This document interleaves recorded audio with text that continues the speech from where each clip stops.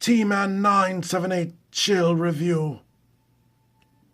On today's episode, T-Man 978 will be reviewing me, QUAKEWAVE, one of Fans Toys' first products. Do your job, T-Man. Alright, here's the box. It is very masterpiece-like. It even feels masterpiece-like. It's not glossy. You open this up and it's booklet style. That's a nice picture right there. I like it. I like it. I like it. He's highly articulated. LED lighting. Have die-cast part. Bio card / tech spec. Actually, it's more of a tech spec card because it don't have a bio. Colored instructions. Isn't that lovely? If only I had emotions. Unlike Transistor and, what's his name? Tesla, when I took them out of the packaging, I was like, nah. When I took this guy out of the packaging, and then when I really started playing with him, he is freaking amazing, and he definitely feels like what old school Masterpiece used to feel like. My only gripes with the dude is everything from probably the waist down. Like, his legs are very stylized and is least cartoon accurate. They're the main least cartoon accurate part of his body. Everything from the waist up is pretty much spot on. His backpack is shaped differently. Other things I would have liked to be different is I wish he had more of a neck. I mean, he does have a good range of movement, but I wish he could look up a little bit more than that. I kind of wish that his foot can kick forward like this, but I wish it could kick back. And I wish he had more ankle pivot than that, but maybe I'm being greedy, I don't know. And the look of this right here. I don't like him having that like side panel or that coming down and meeting his foot. I don't remember him having a design like that. It was just one solid chunk and a foot coming out the center. So that's different. And this right here, it kind of looks cosmic rusty. It doesn't look as bad, but I think it actually was designed like that. But these legs, I love the silver paint they use right here. I don't know if you're actually going to be able to see it like I'm seeing it, but I love here, there you go. I love the way that looks. That looks really nice to use it in his shoulders too, and the fins up here in his head. This thing is covered in repro labels, of course. And these are the 3D Decepticon logos. I really like them. Now, although the foot can't rock back, you can point the toe like this, and he does have awesome stability, as you've been seeing me showing off here or there in these poses I'm doing randomly. Being greedy, I would want an ab crunch. The official Takara Tomy one has an ab crunch, and this one almost looks like it does, or it should, but it doesn't. He has a swivel. Even with this backpack thing on, he can still swivel around, and it doesn't bump this too much. It almost feels like it's rubbing, but it's not.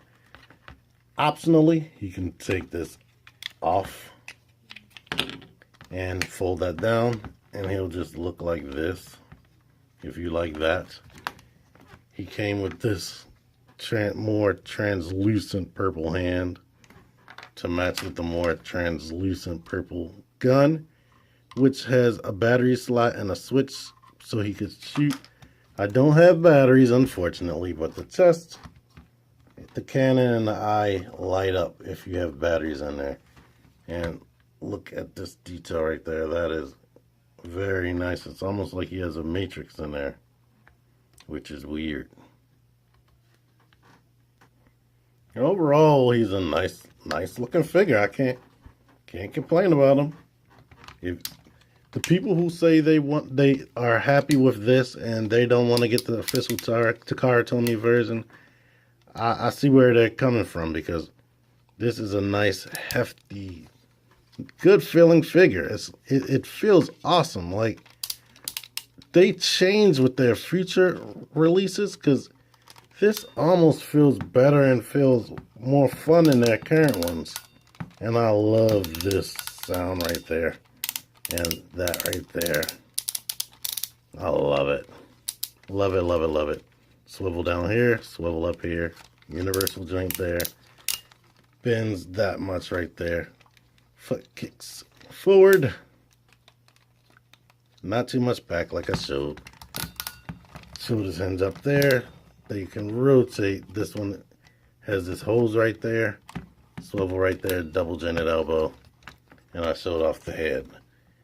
Now, if you want the hose to be on the top, I believe it was like that in the cartoon sometimes, and maybe the original toy is like that. They gave you this optional forearm, or I don't know if it was added later. I can't remember. But there you go with that. Here he is holding the Combiner Wars version of himself. It's not completely aimed perfect. It aims off to the side because the hand doesn't close all the way. Oh, and I didn't go into the articulation on these fingers. The thumb is on a ball joint here. So that's one big chunk. It can rotate and do all that. Finger, 2 knuckles. It can move independently. Middle finger, same thing. So he can give people the bird.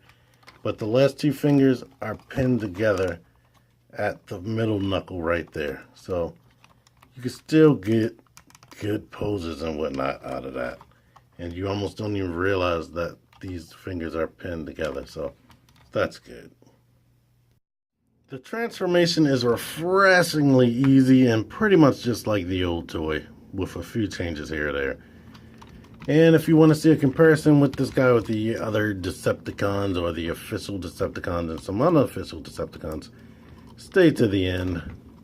There's only one thing in this transformation that might drive you crazy that you might not figure out. And I'll talk about that when I get there. But I guess pay attention. I mean, you probably already know this. Even if you don't own this dude, I'm pretty sure, because he's came out in 2012. I'm pretty sure you've seen it.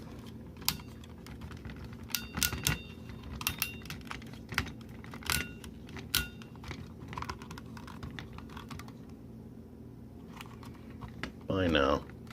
If with the other arm on, of course, the hose would be on the top, just like the G1 toy. But basically, the thing you won't do or you might mess up on is, look at these hips. The whole hips, the hips have to rotate. Like one time I transformed it by just rotating this, and you can do it, but it won't work right. It won't connect right down here. Fold this in, and these are stiff and tight when you're trying to get them back from gun to mode. So you're gonna need a tool to pry this back up. So be looking forward to that. Swing this up and out like that, and then it can come all the way around. Up, out, all the way around. Bring these little the snap-on part. I would say trigger, but it's not a real trigger. It's not a trigger at all, to be honest. Bring these panels down. That helps keep the feet in place. Come on. Snap the legs together. Bring this like this. And pretty much shove. It is freaking scary. Shut that and that. Rotate this back. Take these, fold it together, and collapse that up there. And boom. It's pretty much a gun. It doesn't have sounds as far as I know. It does have the light. And I don't know. And I don't know if you saw me collapse that too. That collapsed almost automatically. Last thing, this backpack right here. Take this, put it out like this. Lift this up. This needs to be the top. Grab that. Peg it there. Wrap all this around on both sides to meet each other and to peg into each other. Come on. And now this is his full on. Come on, the problem is this doesn't stay like in this form if you squeeze it, so you pretty much have to put it into place and don't touch it. But boom, it's Shockwave. He looks like a gun that used to be a robot. He does have weapon ports up here, so you can put 5mm peg guns up here and arm him up even further. Shockwave, because of this extra handle, if you cut that off, he could be like this gun, but it does fit into the side, so I guess you could shoot off to the side if you want. But these are repro labels as well. Yours will just be the translucent plastic and not have that sight detail and whatnot. So there's that. If you want, you can separate this switches and pretend that's a trigger, but meh. It's supposed to be a Masterpiece toy. So yeah, it's a nice weight. I like the handle. He's cool. He's awesome. When going back to robot mode, I just grab here, move this out of the way, grab here and just pull out. That's the best way I can do it. And of course, because I didn't mention it, make sure you pull this down first. Well, I already told you how I feel about this figure. Only thing you need to do is make sure you click like before you close this video out. And here's a video I posted to Facebook.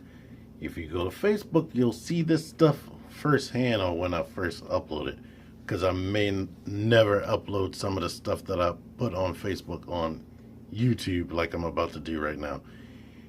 Don't mind that I call him Quake Blast, because that was a complete accident.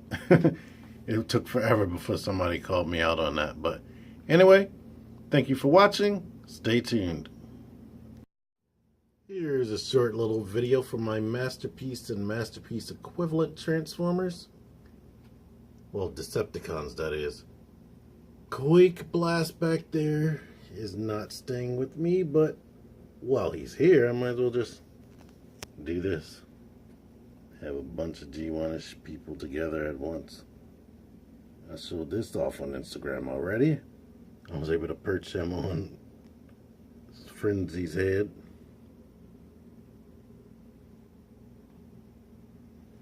What are you looking at? These are my guys! Oh, please, Megatron.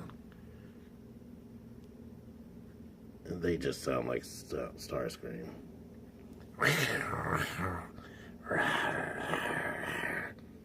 You used to just sound like a bunch of gravelly metals crashing together. But I don't have Skywarp, sadly. At least not yet. But one day I'll probably buy the KO version, because the official one is definitely not worth it. And sometimes I like to put the Combiner Wars, Constructicons with these guys. But it's not a lot of space. Edge of the table, edge of the table.